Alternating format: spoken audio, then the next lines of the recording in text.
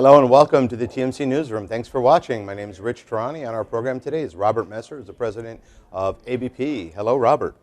Hey, Rich. Thanks for having me here. Well, thanks for being here, and I was hoping that from your position as one of the top distributors of equipment in the communication space that you could give us some perspective on what's happening in the world. Well,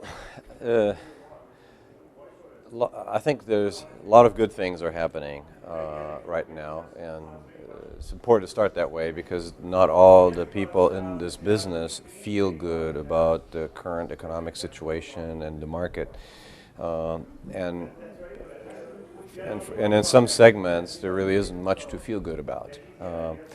I think the trends that we're seeing is the reduction in costs that we've had in electronics is sort of taking its toll on a lot of people because the model of selling hardware solutions and the revenue that a reseller would normally make out of those transactions is becoming thinner and thinner as the cost of those transactions comes down. Also, there is a lack of Margin compression. Okay. I mean, it starts with cost compression by itself. Just the top line prices are coming down. I think because of the way the standards enable anybody to produce products that fit into this open standards world, the supply of solutions becomes bigger and bigger. There's a lot more competition, a lot more sources to buy things from. Sure. Which on one side is good because it gives the consumer more products to pick from, more things to choose. But on the other side, there is sort of a little bit of a perverse effect of this.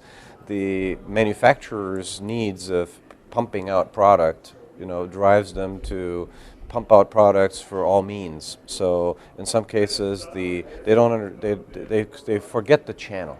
They forget that there's a cost of sales involved in selling any solution. And service. Right? There's a cost of service to make sure these things work. And there's also a relationship between service and sales.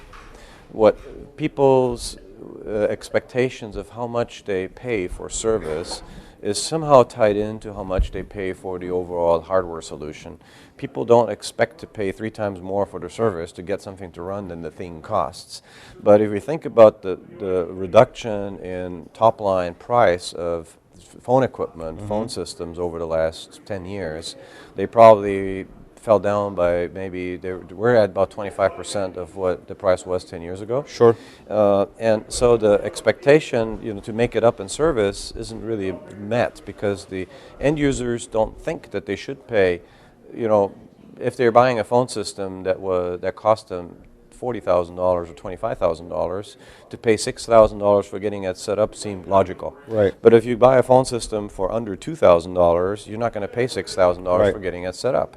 So you're going to expect to pay maybe $1,000, $1,500. Right. But there comes a point when to pay that amount, that low amount for that service, is under the cost of the reseller to do this. Right. When that happens, the resellers can't do that anymore, and the manufacturers are also the ones that will end up losing because they cannot be sold through that channel anymore. So that's one of the big challenges that the industry has, and we've seen that in the past when you had the legacy phone carriers like the Panasonics and the Avayas, they were aware of the needs of the resellers. They protected their resellers, and they could have sold phones cheaper too, but they knew that everybody in the channel has to make a certain amount of money to run a profitable business. Sure. Therefore, the prices were set accordingly, and there was sort of what you call a value chain distribution. Sure. You look at the overall value chain, what it costs to install a system successfully for a company, and then everybody makes its fair share. Right. I think our industry today has got over-accelerated, and the manufacturers have been basically producing products and pumping them into the channel, but there wasn't anybody in the channel that was sort of watching out over the real needs of the channel economically. We try to do our best with our resellers by actually picking solutions and putting together packages in the space of basically IP communications and phone systems, but also IP surveillance, IP security. But when we select these products for our resellers, we take in consideration, A, we want it to be a better product, always better products, right? That's sort of one of our slogans at ABP. But the next thing that we watch out for is how can we ensure that the reseller makes money? So we speak with the manufacturers, we work with them to set minimum advertised pricing levels so that we like the e-tail channel. It's very important. I think e-tailers really add value for companies that have their own IT staff, they want to get a product at a good price, but it cannot be in a predatory way that the e-tailer sells the product at its cost and then makes it up in shipping and handling, which has been happening a lot.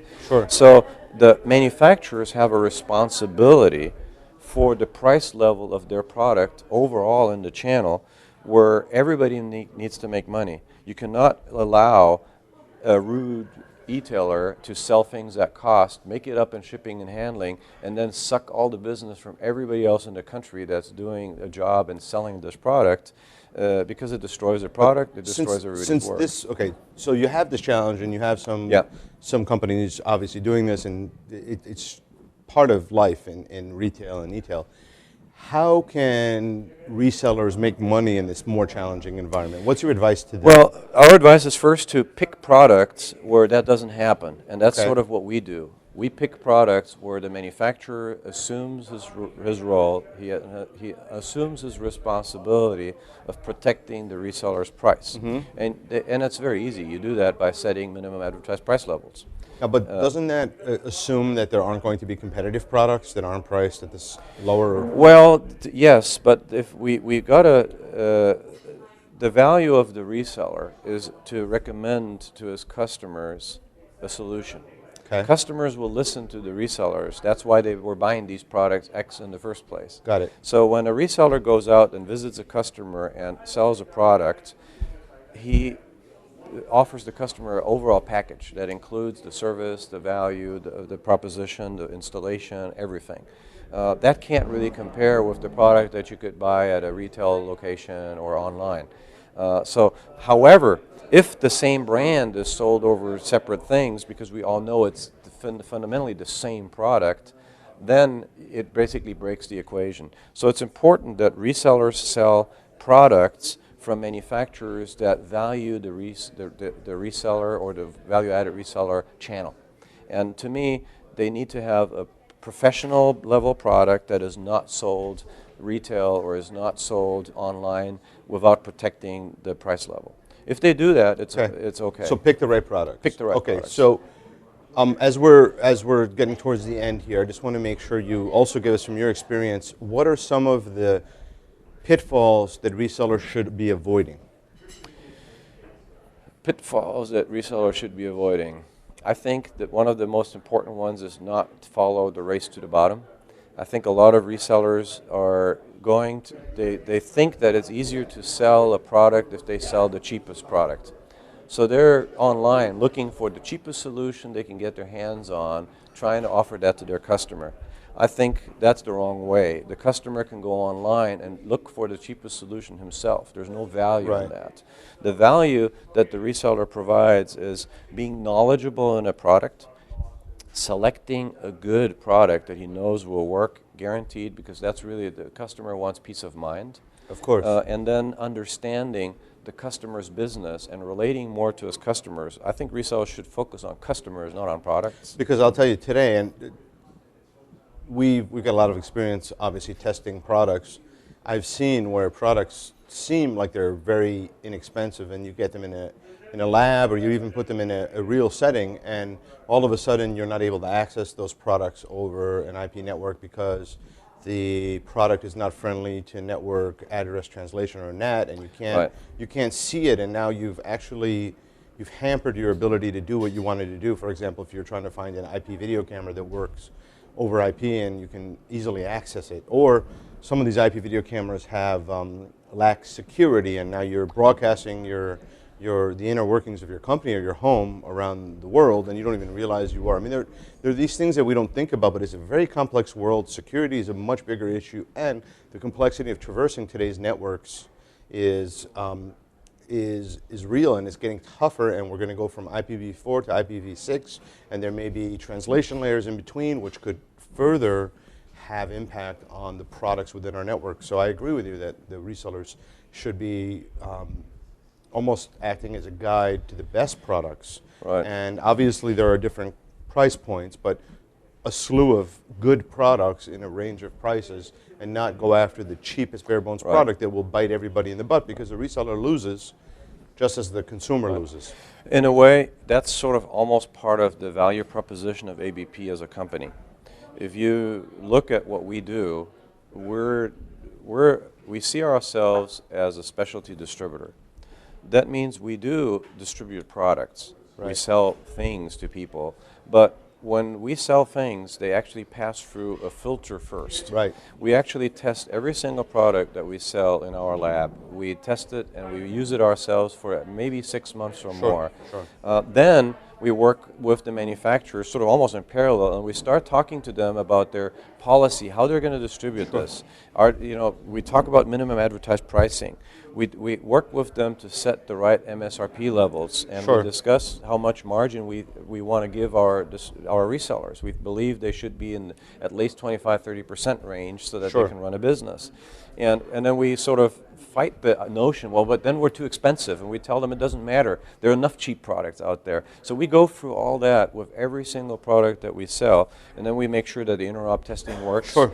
We provide training to those resellers so that they can, if there is an issue, because there's always an issue when you get into something new, right, that they have somebody that stands behind them that can help them. And we do the tech, and tech support. So in a way, one of our roles is sort of to do this selection and supporting the resellers with these solutions that they can sell and make money now. And we do a lot of that pre-selecting. And that's the kind of stuff that in our events, when we do IP sizzles, that we actually show the resellers when we travel around the country. We actually put together a full day from, starting from 9 o'clock until 6, where we present about 7 solution areas to them, from IP surveillance, from telephony, from IP security for their network, from Wi-Fi and super Wi-Fi solutions, maybe a couple of phone solutions, a couple of security surveillance solutions, to basically give them something to choose from, so they can be a consultative salesperson to their account. That's great. And then they come out of that, and they have a portfolio of products that they can sell that will give them profitability, that they will have support, that are pre-selected, and that will guaranteed work. Thank you so much, Robert, for being on the program. You're welcome, Rich.